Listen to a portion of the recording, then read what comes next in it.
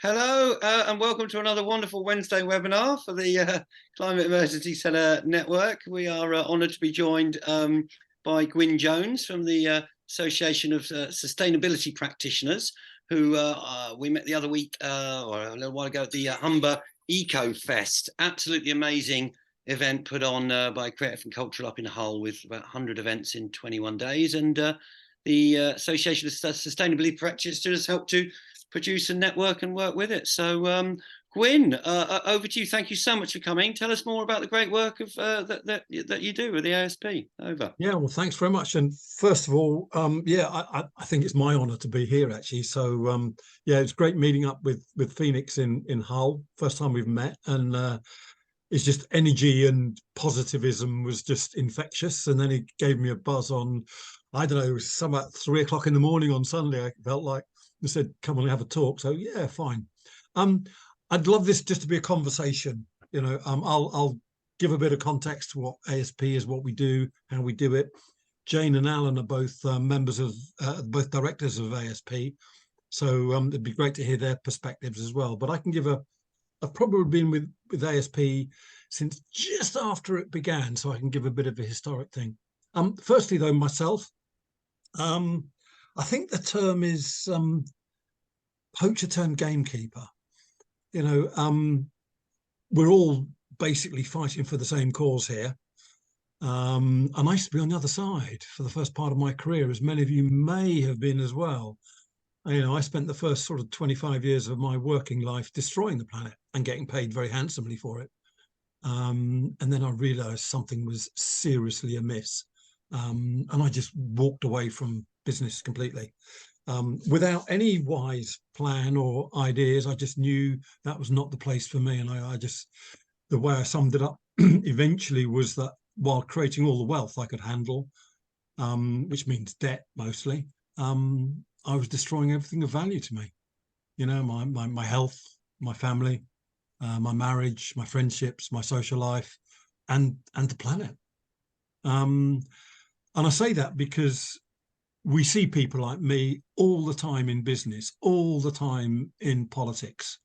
And unless we can understand how they feel, it's going to be very difficult to actually engage with them.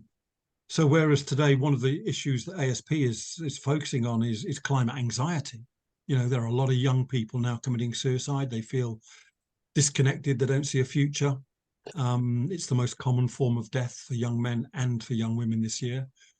But for people my age, we feel a different sort of anxiety. I feel personally a lot of guilt and shame about what I did. And I've had to reconcile that. And I've had to make the apologies where necessary to my own children and to the young people I work with. And only from that point can I actually go forward with slightly reduced hypocrisy, shall we say, okay? But, you know, I think one of the problems we're facing in the world is that there are too many people like me in my former self stuck in positions where they cannot face the truth of what they did. And they stick on the old path. So that's a bit about me. I won't dwell on me too much. ASP was created, all of you, by the way, look like you might have known Anita Roddick, founder of The Body Shop. ASP was initially created, and the words are important. It's an association of sustainability practitioners, not professionals, in the sense that we don't really get paid quite often for what we do, but we're not like professionals that it's a profession that we follow. It's a way of life. You know, as I say, practitioners finish their work when they draw their last breath, whereas a lot of sustainability professionals finish when they retire and go and play golf. So that's the fundamental difference. We do this because we can't live any other way. It's not a vocation. It's a way of life. And, you know, we do try and earn some money on the side to pay our bills, etc. But it's not that 9-to-5 job. This is a 24/7 by however many years we're going to have. And it's a community. It's not a network. You know, I probably like yourselves, I've got just sick of going to business networks where people just look at you as a potential customer and all they want to do is deal with transactions. The community, I believe, is the antidote to the failing economic model we've got, which is based on competition. we need to collaborate. We need to work together. We need to respect the differences that we've got and celebrate the commonality that we've got. We've all got different experiences and different ways of dealing with the situation with this deal ahead of us, and we've got to support each other, not fight amongst ourselves. We let the businesses people compete with each other and try and kill each other. That's up to them. So ASP was created by a group of alumni from a responsible business practice master's course, which was run in Bath University around about the turn of the last century. And Anita Roddick was involved. And as these students started to go out in the world, they realized that they wanted to stay together. They wanted to be connected and work with each other, even as they went on their own separate pathways. So they wanted to associate with each other, and they were sustainability practitioners. So they created ASP. And this was the days before, can you remember that, before social media?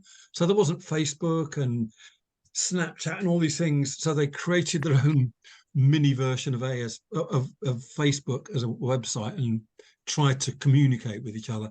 They did a couple of projects which were really impactful. But when I joined them, they were sort of a bit lost, as I was. But they felt they got something that they needed to hang on to, this idea of working together collaboratively to create a new future that was worthy go and of take your children. food. So when I joined it, it was only about 20, 30 people, but we've grown over the years to probably close on to 150 people now. Not everybody, very few people now are from the original group. But Anita Roddick, just before she died, she killed off the New Academy of Business, which she'd run, which was a vehicle for creating alternative futures in business and in education. And she handed that mantle over to both ASP and RBP to continue. And I don't know how long it was between that and her death, but I suspect she knew that was coming. So we sort of carry that heritage with us, and it's something we hold very precious. So what ASP does is... Gwyn, what was sorry, Gwyn, RBP? What was RBP again?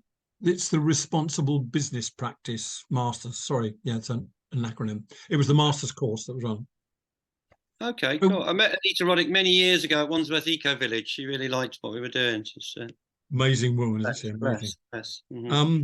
So what do we do? Our purpose is simply to create collaborative learning where we can learn together how to move from unsustainable to sustainable practice. You know, there's almost there isn't anyone on the planet that knows how to live sustainably with 8 billion people. Indigenous tribes used to live sustainably in their smaller units, a few hundred, few thousand people. But the challenges we face today, no one has the answer, right? We all know what the problems are, but we've got to co-create the solutions that will work for the future generations. So there's a lot of experimentation there. So that's what we do. We create the spaces where people can come together, and we provide 3 fundamental, if you like, I say services, but needs, satisfying people's needs. And that's simply to connect people, to support them, and to challenge them. And it's quite difficult to see challenge in an echo chamber, which is, if you like, was what we are, because we all have the same values, similar values and beliefs, and we all are aiming for a similar outcome. But the challenges really come from the psychological issues we face. How do we actually bring to bear what our heart wants when our head and our education system is telling us to do something else? And there's ample challenge within this group, and we do that to improve the efficacy of all our work, to help us actually stay focused.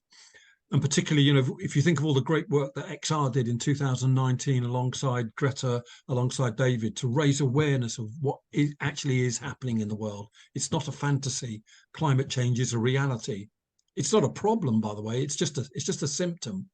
And that's what we've got to recognize. There's a much deeper problem underneath that. But those groups and individuals just raised the public awareness to a level where it was okay to actually start talking about things. But what I noticed in that year, and you may have done as well, is that there was one question that came up after people accepted that there really is a climate issue. what can I do? And that's still the most prescient question. What can I do? And it is down to us. I think most of us will understand now that the governments are falling way behind in their responsibilities. Big oil couldn't give a shit. They're going to pump the oil as fast as they can for as long as they can. It's not up to anybody else. It's up to us. And the feature that we're looking at in ASP is, how do we stay whole? How do we stay at the coalface doing what we need to do? And we recognize 3 different ways of approaching that challenge. There's many, many more, but just 3 simple ones, which give a bit of a context and maybe explain or allow you guys to position yourselves there. Lynn Twist was one of the first people I came across when I started on this journey of trying to find a different way of living in the world that was, supportive of nature and humanity. And she identifies 3 things. There's the activists, there's the XR, that's Just Stop Oil, the people that are out there on the streets with the banners, really forcibly forcing it in people's faces and bringing attention to the world. And that's really important, but not everyone can do that. And not everyone that can do it for a long time, because there's a lot of burnout in that. There's a second role, though, which most of us are probably doing either explicitly or implicitly, and that is boycotting. We don't work with some of the companies that we know are causing the problems. We don't buy from them. We don't recommend them. We don't even mention their names. We just ignore them. And I've got my list, and I'm sure you've all got your lists of companies that are just totally taboo. You will never work with them. What she calls that hospicing.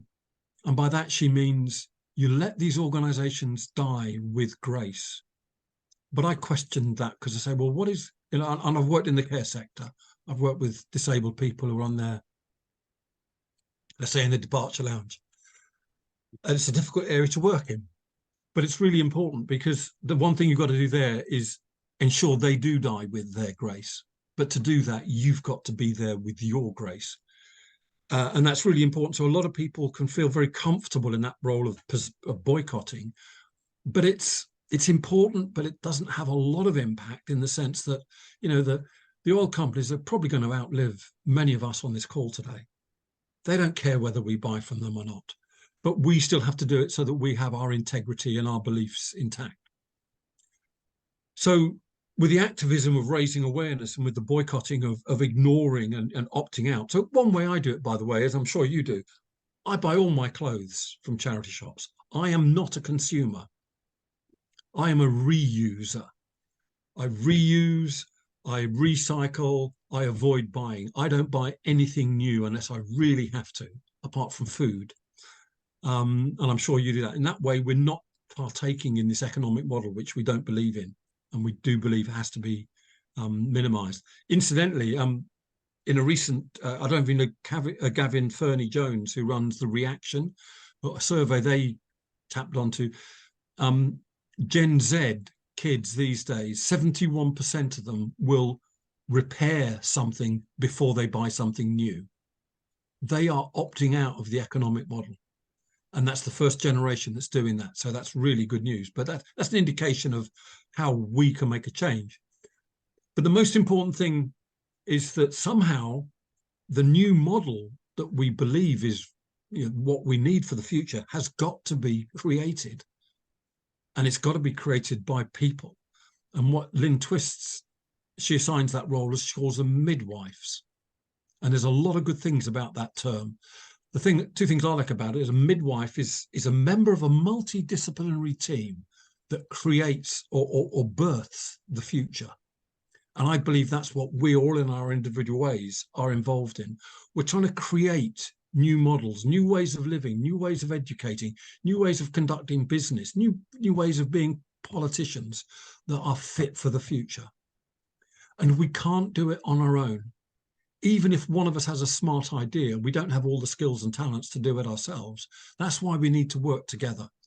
That's why, we saw that Phoenix at Humber, all the different people, the artists, the growers, the tree planters, the activists, everyone plays a role.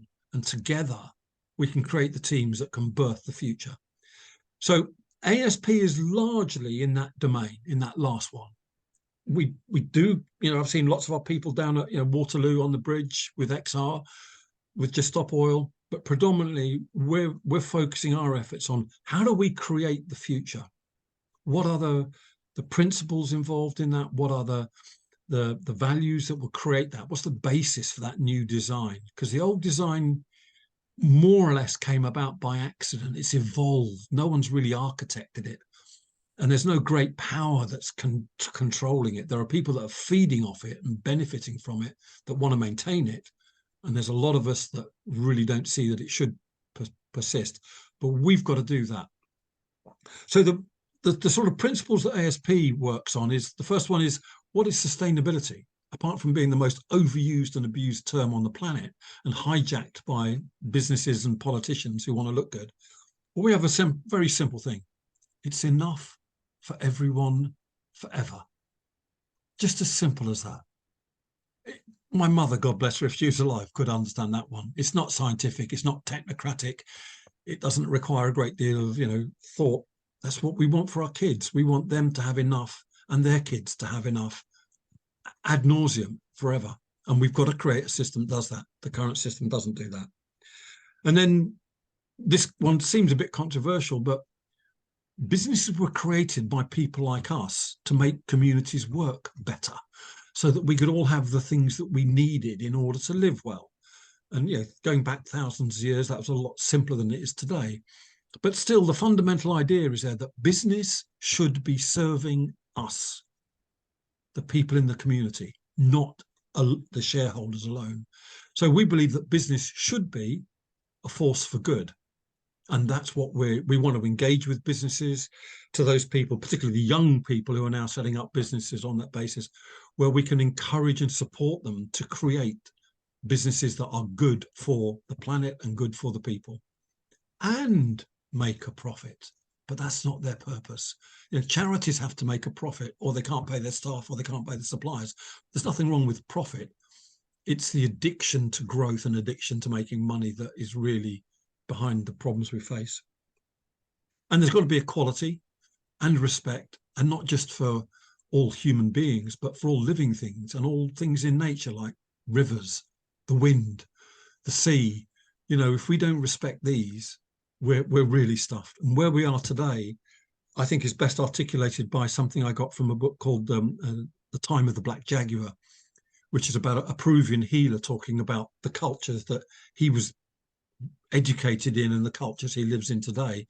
And very early on in the book, he introduces a phrase which has gone through the indigenous cultures for well over 5,000 years.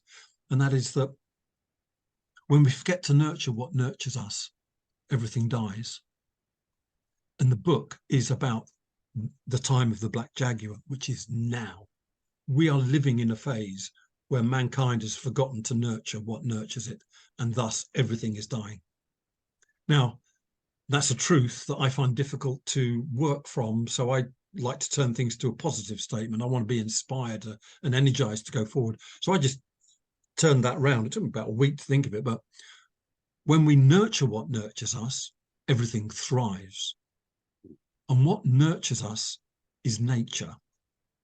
So all we have to do is to nurture nature, which we are nature, and things will start to thrive. And that's a big ask, because that's not what we've been doing for the last 5,000 years. We've been exploiting nature and trashing it, and we're doing it on a biblical scale at the moment.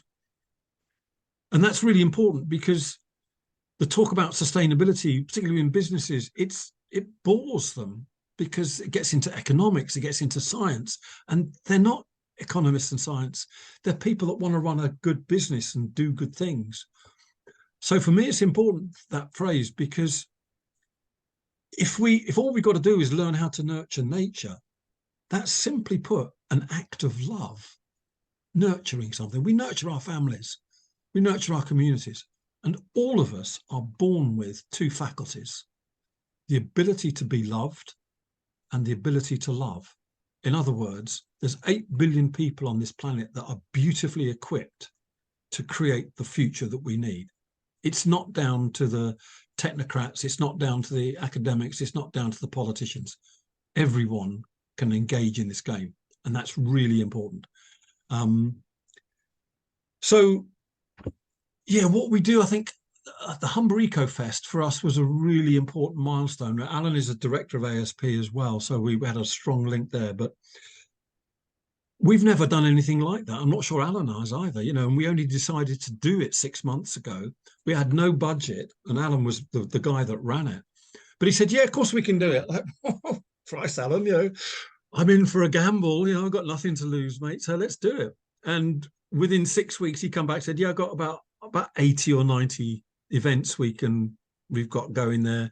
And then it just rolled on from there. And as Phoenix said, there were 100 events. We reckon there were 60,000 participants across the board there, plus what ASP did. Amazing. We put all the online events on, and we probably got another 200 people there.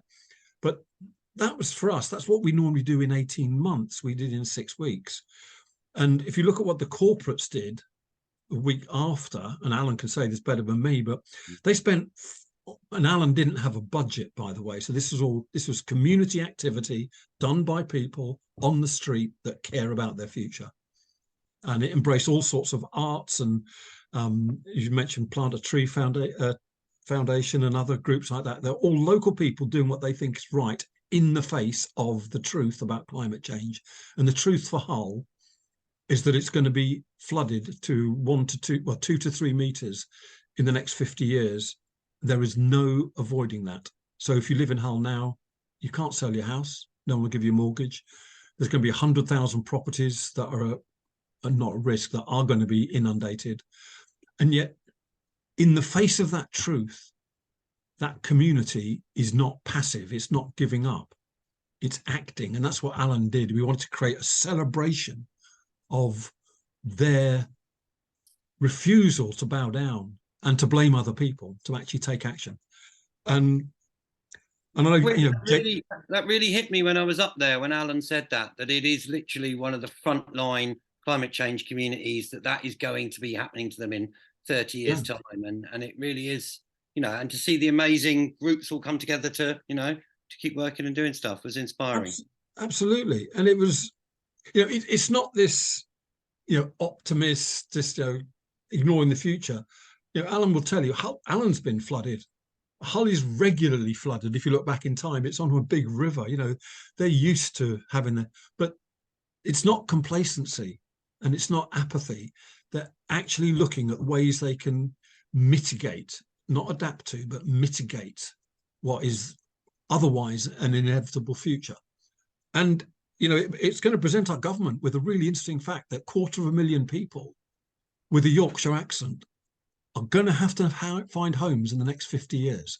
We're going to have this internal migration because Hull will be destroyed.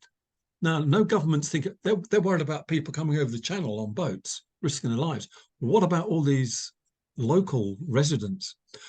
So that's the way we're trying to do it. ASP is focusing on 3 areas on our work, and our work is predominantly promoting the work of our members. So we don't actually do much ourselves. We create the space for our members to do work. And we see 3 major threads to that. There's raising awareness. We've got to know what is going to happen. We've got to have some realistic, probable outcomes that we can work with and we can address. Then what we call positive action. Once we know that, we've got to start doing things that we believe will make a difference. So what is that? So a lot of our members' work is specifically aimed at coming up with solutions that businesses and people can adopt in their everyday life. And the third point, which we feel is really important, which is where I started, is the psychological challenge of people like us who really do understand what is about to happen if nothing changes. And that's a traumatic impact. So we call it supporting the practitioners. We've got a lot of coaches, therapists, healers in our organization who are devoting their practices to helping people stay sane, avoid suicide, stay whole, and, if you like, stay at the front line. Go back with the energy and the commitment and the passion to just keep at it. Because if we drop out, there's no one going to take our place. And I say we, you know, ASP, particularly the last 2 or 3 years, have diversed in many areas.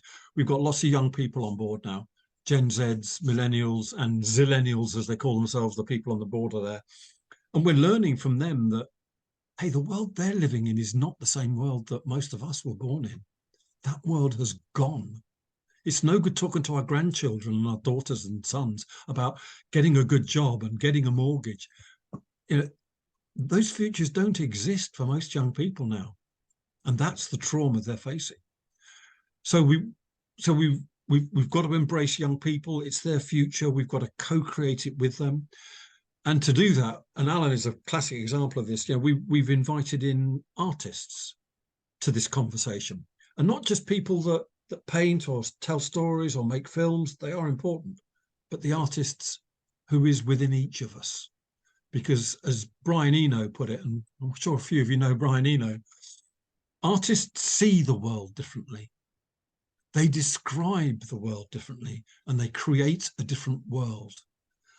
And if I'm going to put my money on anything, I will put my money on artists creating the future rather than politicians and engineers and technicians.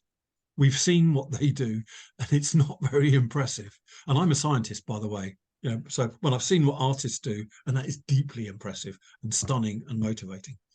So I just want to leave it there. I'm sure there's a few points that people may want to pick up on there, and I'd invite Alan and Jane maybe to add their thoughts to that if you wish as well. But let's just open up the floor now for a discussion. Brilliant, really inspiring, Gwyn. That's amazing work ASP's doing. Maybe should we come over to Alan and Jane as you're part of ASP to say some bits there? I could say one thing, I suppose. Gwyn mentioned there the risk of flooding to the Humber region where I'm based. Today's a good day. It's been 4 days since our last flood warning. It's going well. Each one of those is a flood warning in the last month. I get the texts all the time. So we are being told quite often that no, you're not flooding. There you go. That's from that's flood alerts issued by the Environment Agency. So it gives you the idea. So yeah, we have a lot to deal with, but we are together on it. And as Gwyn said, this is creative people just turning their climate anxiety into action, finding creative ways of doing it, but most of all, just doing it together. I think that's enough from me for now. Over to Jane.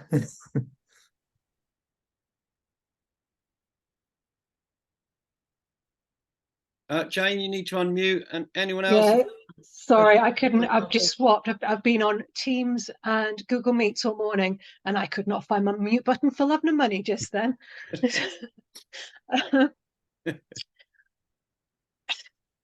Yeah, I mean, Gwyn and I have been having these conversations for 3 years, and I am still inspired every time I hear you speak. So thank you. I think for me, it is around that space. I think what's been so refreshing for me as someone who, as a practitioner, lives, breathes, works these things all the time, is so often you come into spaces and there's just this transactional approach. And I guess I think that's what for me has been so fundamentally different, is being able to walk into spaces where there's not that expectation of meeting of finding value in a traditional sense of the word value. And I guess for me, that's where I've kind of found huge personal growth. And I think for me, it's really struck me. I've had one of those very odd days where it almost feels like I live in two separate worlds. I've had, today I've been on a call today about radical philanthropy and how we have to fundamentally change, the way that giving is done, and philanthropy, its role in oppression and its role in the status quo, essentially. And and that there was over 100 people on that call from all over the world. And then you come into this space and you just know that, before you've started, you're with people that aren't here to transact. You've just got people in a common space. And yet the same day, I've just found out that those of you who know Pucker Herbs, and it was taken over by Lipton, even though Pucker's been an incredibly ethical business, so tried to be very ethical from day one. The private equity investors have just turned around and they've just made most of Pucker redundant today. They're going to get Lipton iced tea to do all the work that Pucker's been doing. So they're just making everyone from Pucker redundant. And I've also sat and had to deal with, my mother-in-law fell today and was knocked out for over 5 minutes. So my 91 father-in-law phones up and it basically gets told by the call centre, oh, well, she's woken up now, don't worry. And I feel like there's almost these two worlds happening. And I think we get this frustration at living in this world that we really don't like, where people can be made redundant from a fantastic business just before Christmas, where 91-year-old men go and ask desperately for help while their wife is out cold on the floor and get told, oh, fine, don't worry. And I think what for me has happened is finding these spaces where you begin to understand and realize that there are people like us, and it's just bringing us together. And I think that's where I've come from with ASP. And it is, like today, I wouldn't have known you were here. But you just look around and you just hear the voices and you hear what people say as they come on a call. And you go, yeah, it's happening. The good world is there. We just don't see it. And I think for me, that's probably one of the most important things that I'm getting in these spaces that's been facilitated by me for ASP. And I think, for me, I think that's what I would really want. If I could change the world tomorrow, it would be actually just to find the ways of creating these spaces where we can all be with the like-minded, so that be with people with humanity, because we've all got humanity. We just don't understand and see it in those around us often enough. And you come in these spaces and you find it. So I think for me, that's probably where what I've achieved through ASP, what I've found where my needs have been management of value. I haven't made any money out of it. Again, thank you all for inviting Gwyn, and by extension me, into the space today. It's appreciated. And Jane, you bring a unique perspective. Alan's talked about the threat of water, but you're living in British Columbia and you've been ravaged by forest fires. And some of the essays or articles you've written on that are harrowing. Do you want to maybe just give a slight vignette of the sort of experience you're there with your children? I think for us, it's, my God, I've not been here for 5 years, but in the last 5 years, my God, we've had it all. We've had floodings, we've had storms that have knocked out power for 3 weeks. I live on an island. Although there's always been emergency planning, it's always been earthquake based, because we're on one of the big San Andreas fault line. About in 2019, there was a storm, and as I say, it knocked out power for 3 weeks. But what everyone suddenly realized at that point was that there's 4 days worth of food on this island. And there's nothing like that to focus people's minds. And then what people realized after that was that, obviously, we live with smoke, you have days where you cannot go outside, you cannot put your children outside, you try and live sustainably, but you have to get in the car to take your kids to school, because if you went on your bike like you do every other day, your kid would be, not able to breathe. You walk around in masks. And this is reality. And our other reality is drought. Literally, let's not use reusable nappies, because that uses water and we ain't got much of that. And, these balancing acts all the time. And, I think it really focuses you. Alan's possibly seen this in the flooding situations. I know I've seen it in flooding when I've lived in the Scottish borders. It's that idea of people become stressed. People put a wood burner on, and the whole island gets angry. And this anger, and it's how we center that. And we've got at the moment, we've got our watershed that serves 50% of water for our island. If we get a forest fire there, they'll come in, they'll put toxic flame retardant all over it, and we won't have drinkable water for 50% of our island for decades. So I think it's just that living this reality. But again, it's really heartening because we come together. We have emergency pods. That storm that left us without power for 3 weeks, that made community happen. And we all live in our pods, and we know our pods, and we all grow food in our pods. But we also have events in our pods where we get to know each other. And so, yeah, it's incredibly inspiring. That really inspiring. Thank you so much for that illustration there, Jane. That really brought it to life. Just going to say a couple of bits for a couple of minutes, and then over to anyone who wants to stick a reaction hand up if you want to say something, or you can stick a physical hand up and we can see. You can have a comment, a feedback, just part of the conversation, whatever you want to say, or a question. Just to say a few things that really inspired, both by what Gwyn's saying and Jane and Alan's work. One of the reasons we set up climate emergency centres, something you were just saying there, Jane, about, we need space, we need community. I think one of the reasons it grew so quickly from the first one in East London to, Staines and then Swindon and Lewis and Guildford, to 5 to 10 to 15 to 25 now. It was after lockdown, people really wanted community. They wanted a space to come together, to get together. And it is pretty scary what's going on with climate change. There's a lot of the different centres, they're doing everything from food growing to, library things, repair cafes. One quite successful one, I think, is the kind of climate psychology cafe where people come in and talk about their climate anxiety and how they're feeling. We are the ones we've been waiting for. Something Gwyn said there struck a chord with me. It's up to us, it really is up to us. We have to be active citizens and work together with our councils, with government. There's a lot of budget cuts, and just been talking to a group up in Norwich. I'm going to go visit. They've been given the old Norfolk County Council offices, and basically 5 big stories of offices and a big other kind of mansion type building.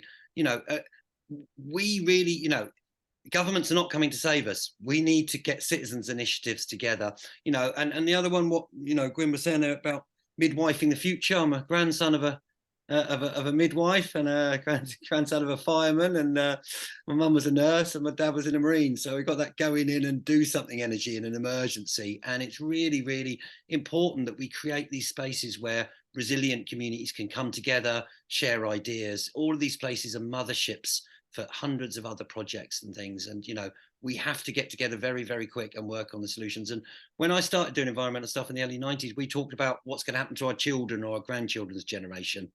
But actually, this stuff's happening now to us, not even our children's generation. 4 foot of water flooding down Stratford Tube and Holland Park Tube a couple of years ago.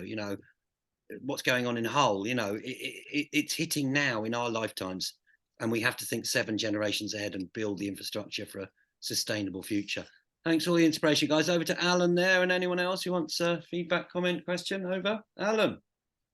I just wanted to say it's interesting this evening for me because obviously I'm part of the CEC network, but I'm also a part of ASP. So this is the first time I've been in a space where you're all together, which is I think, absolutely wonderful. And if that's an outcome of Humber EcoFest, I think it's one of the best outcomes there is, which is brilliant. And one of the things that I find in both networks, which I don't find anywhere else in any of the other kind of networks and things that I've engaged with over the time, is some of the values of community. And one of them is just having the freedom to discuss with each other things that we're going to have to deal with and how each other are dealing with them. So, for example, just going back to what you said about children there, Phoenix, and also what Jane was saying, when the rescue boat went past the front of my house in the flood, my son loved it. He was only little. He thought it's fantastic. It's this orange rescue boat. It's great. And he loved that. And at what point do you tell your child the truth of the reality of the situation? And it's those kind of just simple decisions like that. There is no guidebook to being a parent. There is no guidebook to being a midwife of the future. We've got to ask each other opinions on this and how would you deal with it? Or, how does that relate to anything you've experienced before? And what would you do? Because at some point we have to tell our children. My son's now 19, so I can talk to him about these things. But at some point, you have to talk to them about how they're going to deal with the future after us. Can't hide it from them forever. But at the time, you know, I had to say, yeah, the rescue boat's really good, isn't it? But unless we have community, we can't discuss those things. And I think that a lot of the community that I'm involved with have a kind of low-level PTSD, which is normal. That's just kind of the norm. And I think that after COVID, a lot of the country, a lot of the world has kind of had a bit of that. And this is something we have to deal with together. We need to learn from people who've been through things like this before. Just having conversations with Jane, who's dealing with what is going on in British Columbia, and others through ASPs really helped me. And I see that it's a very similar value that we have in CEC network as well. So it's great that it comes together. Beautiful. Always, Alan. Inspiring. Helen? Yeah, I'm sort of listening to this and thinking, all of us who have somehow come into the climate space, mine was anti-fracking. The thing I found when I joined that was you could be in a demonstration with 150 people you'd never met in your life, and you could have put a wad of £10 notes down on the floor, and when you went back, they would be there. There was just that pure, everyone's in this together and no one's ripping anyone else off. And it's like, I'm sure a lot of people, if they knew how safe our spaces feel, they would maybe step into them more. But sometimes plastering climate emergency on them scares them off. And I don't know how you get round that without almost being cynical about selling how wonderful we are. I don't know. That's a very good point. Just to bung a little bit back there. Yeah, I acknowledge all of that and all of that. Climate emergency as a network, you know, we said everyone's autonomous, independent, names and what they like. And I think chatting to some groups recently, there's a climate community centre, there's climate resilience centres. Different groups have decided to use different names. We rode the wave of what we all created together with getting the government and the rest and 300 councils to declare climate emergencies. And it's been a way to open up the doorway to conversation to get these spaces. But I think we need to keep evolving the language and, you know, and work on these, you know, community resilience centres and whatever we want to call ourselves, you know, community centres. I thought was a lovely one. You know, it's really, really important that we have a space to organise resilient projects, you know, the food growing, the planting trees. There are many, many solutions. That's one thing that the CEC network is about, is promoting solutions. I mean, you look at the great work that Staines has done, all the different, you know, outreach. You're only being invited by the council to do people's assemblies and was a bit of land you were being offered. I mean, you've done so much work there. And Andy and Vanessa, you want to chip in a bit there? You're talking about community food growing as well. That's building resilience. Over. Yeah, we've done a little bit of work with the with Open University, and they came. Well, somebody from Open University came, and we done a community consultation. It's 6 workshops, and over a period of 3 months. And from that, the community, about 36 people came. I'd say around 30 people came each time. And we paid them £20 a time to come, and just to cover expenses and babysitters or whatever. And yeah, so people came and it was fantastic. People just worked together, all different walks of life, and came forward with the projects that they wanted to do in Spelthorne that were going to be viable.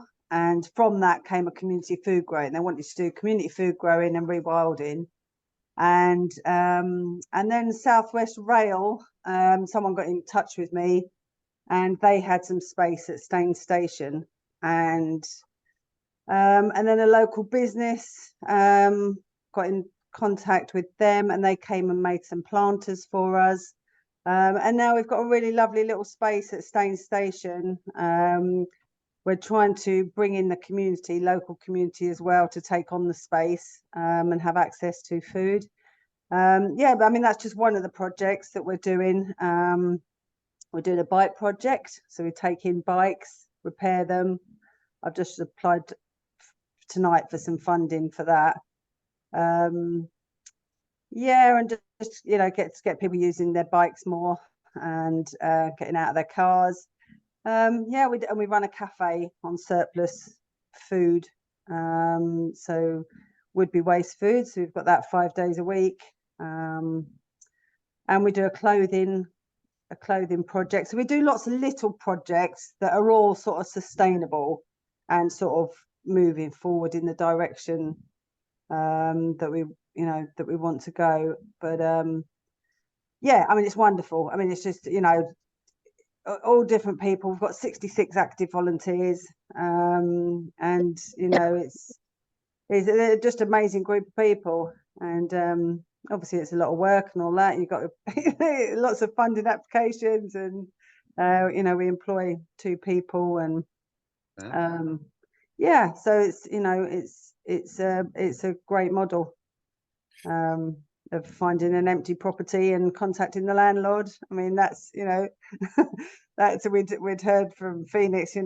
that's what you got to do, and it all just sort of fell into place. There was an empty building and on Staines High Street, and it all just sort of fell into place. So yeah, so that's sort of where we are. And then we're just looking to go forward, working with the council. We're trying to get into the council now, really, and just I'm working with the climate emergency officer, and we've got a really good relationship going now, and working with schools and PTAs, and just trying to get some community food growing in schools, with PTA, and hopefully planting orchards and stuff. But yeah, so but hopefully getting in with the council and the Right to Grow, this new campaign about people should have access to public land and be able to grow food on public land, owned by the council, owned by us. Yeah, so that's all where we are. Absolutely amazing work. You're rocking it. That's really, really inspiring, especially getting out to schools and PTA level and working with the council. A lot of us kind of complain about councils, but getting in there and working with them, finding out who's doing stuff and identifying which roles is a big one. Andy, did you want to say a little bit there? Are you working on the food growing? Yeah, I guess I'm more on the food growing side, because I've only been with the project. I basically joined the project when the consultation started, and I've kind of carried on with some of the food growing stuff. But I'm kind of keen on the rewilding angle as well. So I'm trying to get possibly a rewilding network set up in Surrey, which I know is a stupidly large task, but one to take out some of the rewilding course I've done is how much nature needs to be connected into larger kind of virtual areas that then allow kind of more natural processes to happen. So rewilding is kind of one of my pet kind of things. I guess I'm involved partly in the Citizens Assembly stuff that I think Chris from one of the directors from Talking Tree is trying to set up as well, but that's still very early days. So, but I think that's kind of seems like a key one for the ground up kind of political thing, So yeah, but yeah, it's very, very inspirational. It's thanks to Vanessa for everyone else for doing it all. So. Brilliant, really, really inspiring. We're going to have a webinar next year on rewilding. Maybe I've got a contact from I met at Glastonbury. Is there a particular rewilding UK kind of group that we could contact? Or? I'm doing, I think, one of the first rewilding courses down in Embercombe, which is kind of a slightly off-piste kind of a kind of ecotherapy stroke. Yeah, kind of retreat place, but they're doing a rewilding course, and I'm on the first one of that, which has been running this year. So that's where I'm getting a lot of my inspiration from. But there's quite a big network of people on that are all hooked together. And I guess obviously Vanessa got the climate officer from Surrey in, and we kind of like trying to talk to him. I'm talking to the local councillor in my borough, which is next door to Spelthorne. So there's kind of lots of, it's almost like network building, I think, seems to be the key thing that's, I know University of Surrey are kind of approaching this sustainability as well. And also I think I'm trying to get tiny forests in to try to bridge the gap where the right to grow doesn't quite work because the council land's only available for maybe a year or 2 years. But if you want to plant trees, you really need something that's longer lasting. So there's kind of lots of things bubbling around that are kind of slowly coalescing into a kind of like, much bigger network. So it's great to kind of like find this out. So yeah, but rewilding, yeah, Embercombe's the one I'm in touch with. So All right. If you can find a website and pop it in the chat for people there. I'm going to come over to Alan. I know he's got a bit about planting, growing food on council land. They've got a breakthrough there. Once Alan spoke, maybe we'll just go around the screen for kind of parting comment, feedback. We're about on the hour. Really inspiring tonight. We need to support all our sustainability practitioners and projects and get some funding into the front lines and make some things happen. Because one thought earlier, what someone said, we do so much as what we used to call do-it-yourself culture as activists with very little. You know, Humber Eco Fest, they put on 100 events in 21 days with not much funding at all. You know, and then there was another very corporate event afterwards, which wasn't as well attended, should we say. You know, let's get the funding to the sustainability practitioners and the frontline community centres that are really at the cutting edge of change and doing so much with so little for so long. Over to Alan and then around the screen for parting feedback. Thank you so much, everyone. Alan. Very quickly, just wanted to say on the rewilding side, rewilding youth who are based in Hull, it'd be really good. They'd really enjoy being involved in that meeting, I think. And so let us all know when that's coming up, and maybe even if I could just get them to come on the call and learn from it and meet you all. They're doing fantastic work with an awful lot of young people, teaching them forest skills and just how to address all kinds of social issues through rewilding. And for nature and people. So yeah, let us know about that one. That sounds really exciting. And yeah, as you said, the permaculture side of what we're doing at the CEC here is going really well. We've got really good plans for next year, and we've just been doing a survey of the increase in biodiversity in our permaculture areas where we now have the right to grow in Hull, which is great. But we're using that to not only feed the community, giving away food in our CEC that we're growing in the permaculture gardens and spaces, but it's also increasing biodiversity. And through 61 surveys over the last year of biodiversity in the space on a regular basis, the increases are fantastic. So it's proved itself that we can do this. So and encourage everybody else to get stuck into that as well. That's it from CEC in Hull. Oh, I will just say as well, when it comes to climate emergency, we now call ourselves the Climate Engagement Centre because we wanted to keep the E, and we were stuck. Do we go with climate empowerment, enabling? We ended up with engagement. Love it. Leave it there. Love it. I want to come over just to Chris in Bromsgrove and then Christine, who haven't spoken. Always good to be conscious who hasn't spoken, give them space. Chris, we'll be in touch about a new Bromsgrove thing. Thank you. Yes, thank you. Yeah, you're a super facilitator because you spotted me not saying very much, but I'm new to it all. But you're very inspiring. What a group. What I can't get over is why is there only 25 groups? I mean, there should be groups everywhere. You know. So correction, there's actually about 25 physical centres now, but there's another 20 teams looking for buildings or setting up the legal entity. We've been offered buildings. Well, we've been one of them, but we're a very small team. I mean, Bromsgrove is a black spot, quite frankly. I'll own up to it. It's been independently assessed on a scorecard thing, and it scored all of 13%, which I think is the third worst in the country. So anyway, if we can get something started here, we'll be doing all right, won't we? Definitely. Well, we'll be in touch and send you the welcome back. Keep it. Let's have a phone conversation. There's a group from Friends of the Earth in the warehouse in Birmingham that just joined the network. They've been going for years. Just joined recently, and I'm sure we can find some other groups near you in Stratford and a couple of other places. Yeah, thank you very much. But you know, all your help and suggestions really great. Thank you. Find us an empty building. We'll help you sort it. Absolutely. Christine. Hello, parting comment, feedback. Nice to see you and hear from you. Oh, hi. Yeah. No, yeah. Yeah, thank you. That was really inspiring, as always. So yeah, thanks everybody. And yeah, that's all there is for me. Cheers, guys. Cool. Let's just go around for a few parting comments. Helen, then Jane, then Habiba. Helen?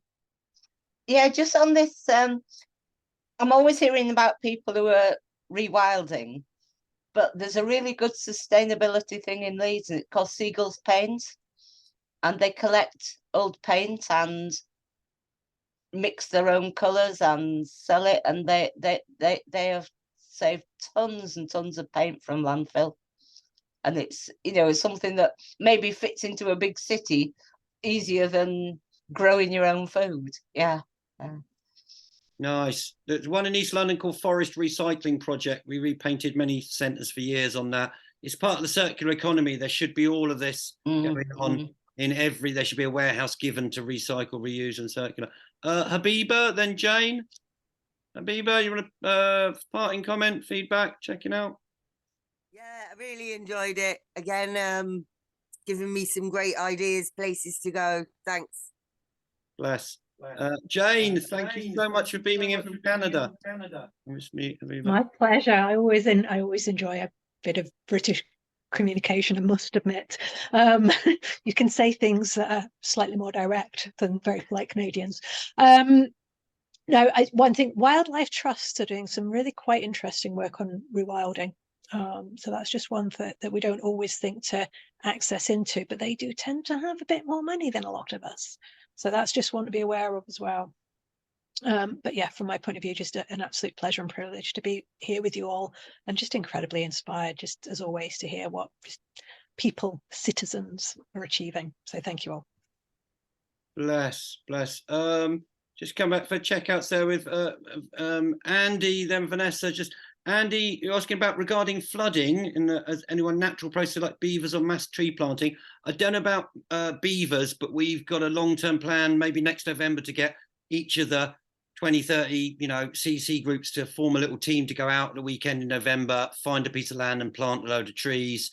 And we're going to work with Plant a Tree Foundation, Alan and them, and there was an amazing group doing satellite checking out of each area to see where you can most strategically plant trees to stop flooding. That's something we'd like to work on. Andy, do you want to start in comment? Yeah, basically, I just brought beavers up because I've visited 3 of the beaver projects now, and at least one of them in Ealing was partly successful, or has gone ahead, based on the fact that the beavers can actually save money, because the actual beavers cost is much less than the hard infrastructure you might actually use to try and mitigate the same level of flooding. So yeah, it's an interesting one, but it's still early days for that. But yeah, it's worth considering. I'm not up on beavers yet. I'll briefly explain how does beaver help? Basically, it just slows down the peak flow. So basically create big pools of water, like water meadows, which basically stops the water going through the landscape, as fast as it can. By slowing it down, you slow down the peak flow. And that basically means that the water's, like a capacitor smooths out, the flow. So basically it just means that the destructive kind of wave of water that generally rushes across the urban landscape really quickly is slowed down. So it's basically the same process as trees. Obviously trees try and hold water in the landscape. So beavers are basically doing the same. Yeah. Brilliant. And they bring in a lot more mammals as well, so the whole biodiversity increases dramatically.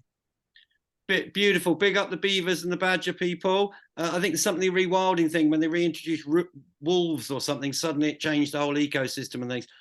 Vanessa, parting checkout feedback. Yeah, big up the beavers, and yeah, all good. Thank you. Yes, ladies and gentlemen, big up the beavers, the badgers, and all the beautiful people of all races, species, the 2-legged, 4-legged, and the winged people. Gwyn, I think we've been around everyone, have we? Linda doesn't always like chipping in. She just wants to listen. Tell us what to do later. Has Christine had a chance? Christine?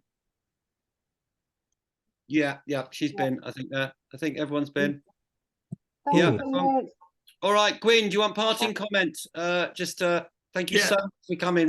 Couple of things. Inspiring. Andy, Embercombe is one of the places we build ASP on, and the tradition. A lot of us spent a lot of time there. And like you, I can never describe what it is, but it's just a wonderful place. It's a garden for growing people. What more can you ask for? I just think this has been amazing, Phoenix. Just to answer Helen, not to answer Helen, but Helen brought up this wonderful question of why don't more people get engaged? I don't think they realize we have so much fun. They think it's all about economic crash and climate crash. It's more how do we get that quiet over to them? Just walk out with a smile on your face every day. Yeah, get them jealous of what we do. So no, this has been brilliant. There's so many great ideas coming out today, and I put one in the chat because Phoenix and I spoke about this. I met this guy, James, the other week, who's just finished a course at Embercombe, by the way. And he just created this absolutely magical evening of film, food, music, fun for 40 complete strangers who were just like a family when we left. And he wants to do that in London. And I spoke to Phoenix it's about 3 o'clock on Sunday morning again about this. He said, oh, we got a place in London you can have. So I put it there so that it's in writing. We are going to do it somehow. We're going to get together with Robert, this guy who's brilliant, with Phoenix and ASP, and we're just going to create, a lot of you are in London, and we're just going to help this story and fun evening get off the ground with bringing the 3 communities together. And then, hey, let's do it everywhere. Let's do it in Hull, let's do it in Bristol, let's do it in Bromsgrove. Let's just go for it.